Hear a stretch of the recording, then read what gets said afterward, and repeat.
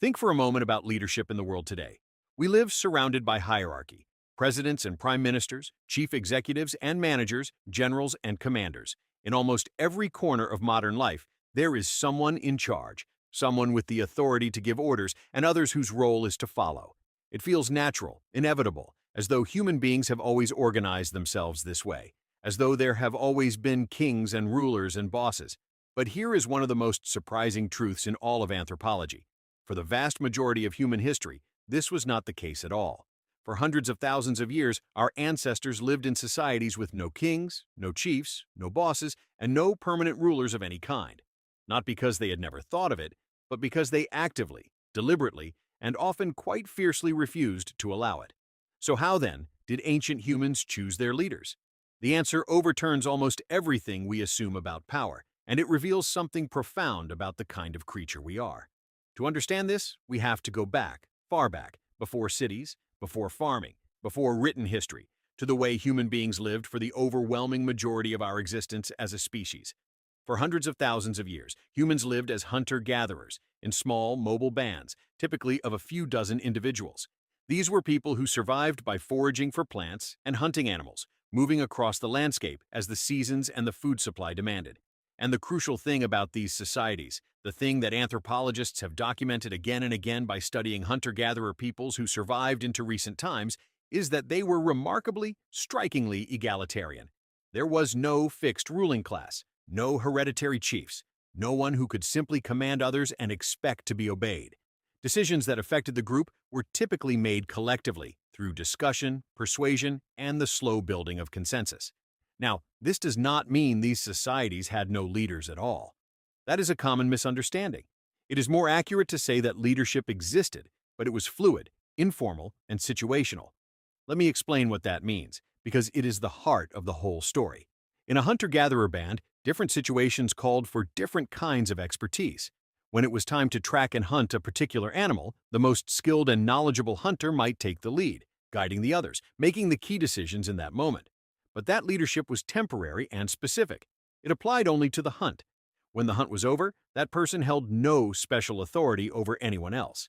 In another situation, perhaps a dispute that needed resolving, or a question of where to move the camp, a different individual, respected for their wisdom, their experience, or their skill with words, might take the lead instead.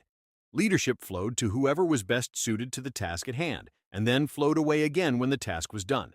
This is a profoundly different model of leadership from the one we know today. In our world, a person who holds a position of authority holds it across all situations, and often for a very long time. A chief executive is the chief executive whether the topic is finance, or hiring, or the color of the office walls. But in these ancient societies, authority was not a possession that a person held onto.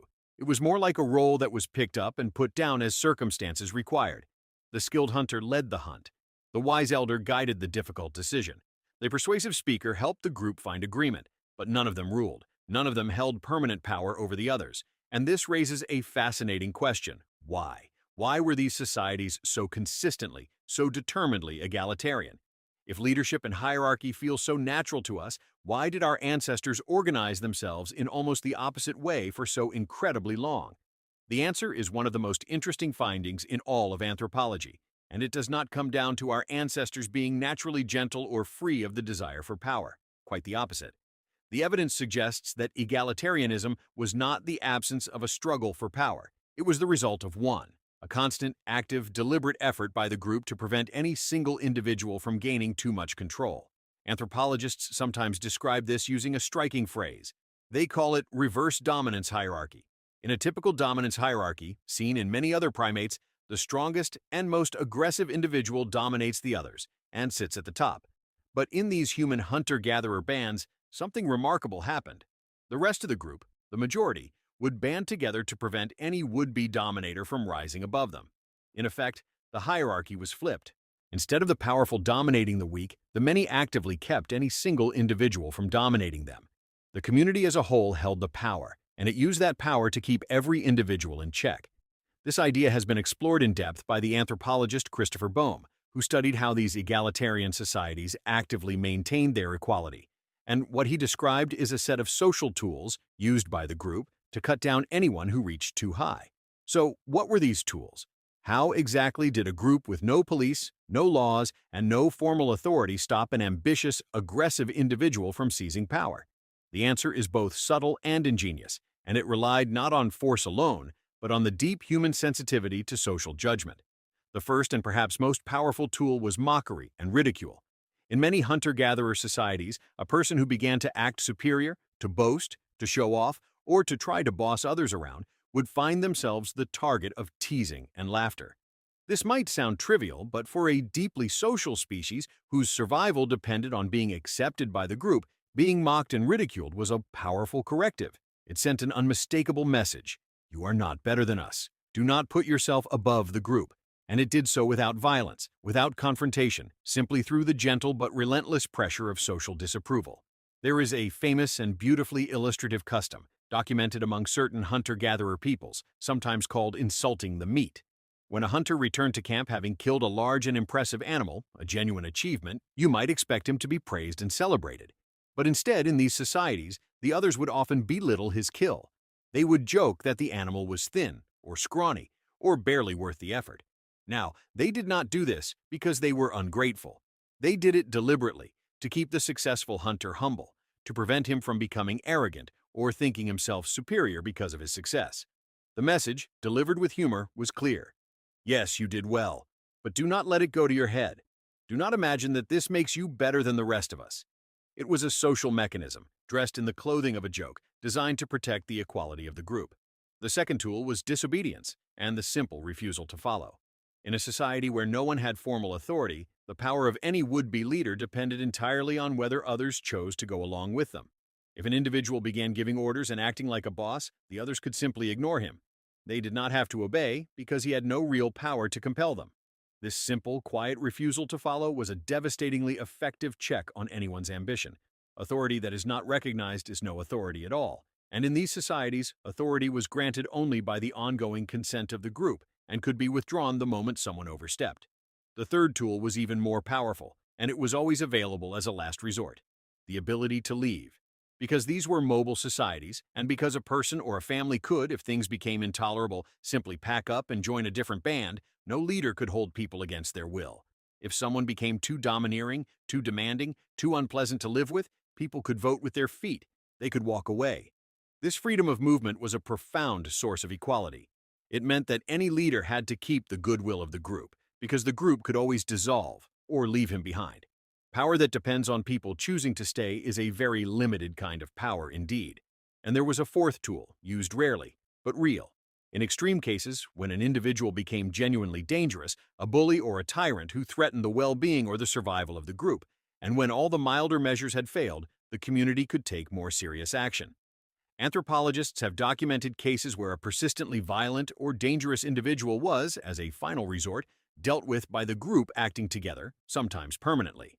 This was not common, and it was not taken lightly, but it represented the ultimate expression of the principle at the heart of these societies, that the group, as a whole, was sovereign, and that no single individual would be permitted to dominate the rest, no matter how strong or aggressive he might be. Taken together, these tools, ridicule, disobedience, the freedom to leave, and in the last resort, collective action, formed a remarkably effective system for maintaining equality. Without any written laws, without any police force, without any formal government, these societies managed to keep themselves balanced, preventing the emergence of permanent rulers for tens of thousands of years. It is a stunning achievement, and it tells us something crucial: that the egalitarianism of our ancestors was not a happy accident or a sign of some lost innocence.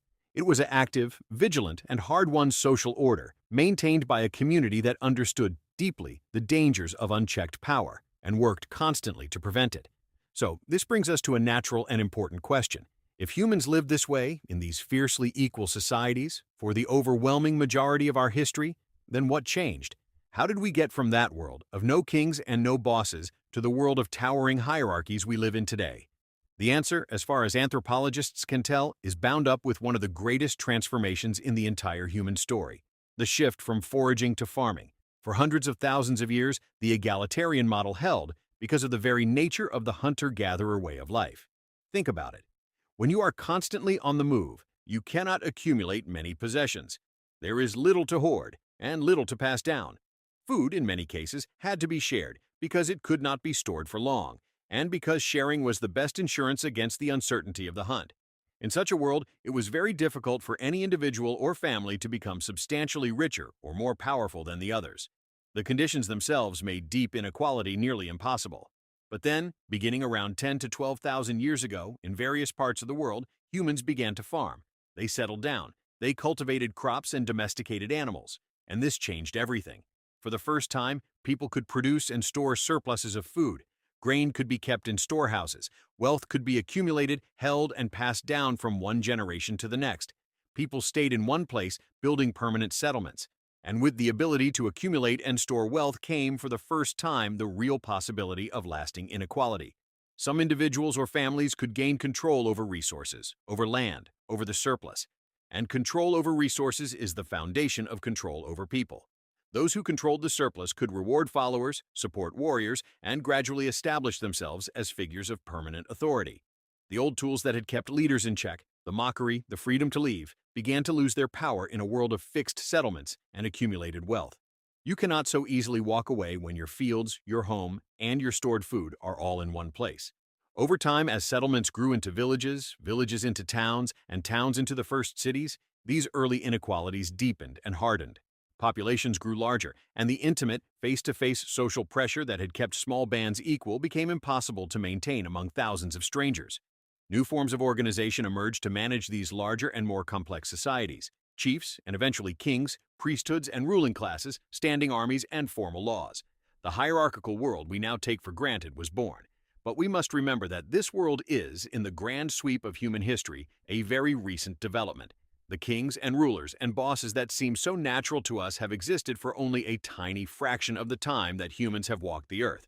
And this is perhaps the most profound lesson of all. When we look at the deep history of human leadership, we discover that there is nothing inevitable about the hierarchies we live within.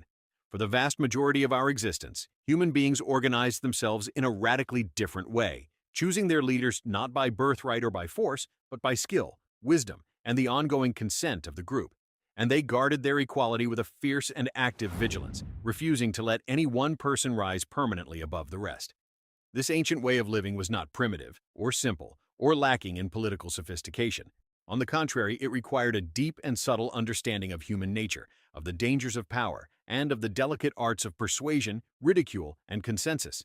So, the next time you look at the leaders of our world and the vast hierarchies that structure our lives, remember that it was not always so.